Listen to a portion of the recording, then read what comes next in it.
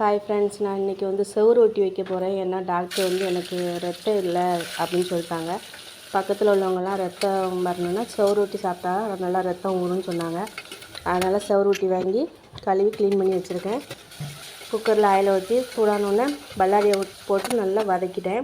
வதக்கினோடனே ஒரு கொத்து கருவேப்பிலை போட்டு தக்காளியும் போட்டு நல்லா வதக்கிட்டேன்.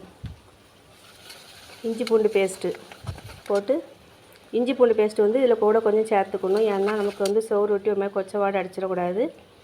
அதில் கொஞ்சம் தயிரும் போட்டு ஒரு கிண்டி விட்டுட்டு நம்ம கழுவி வச்சுருந்த மஞ்சப்பொடி போடணும். அதிலே போட்டு மசாலா வதக்குனா தான் நமக்கு அந்த பச்சை வாடை போகும். அதனால் மஞ்சப்பொடி, வத்தல் பொடி, ஜீரக பொடி, மிளகு பொடி இவ்வளோ சேர்த்துருக்கேன்.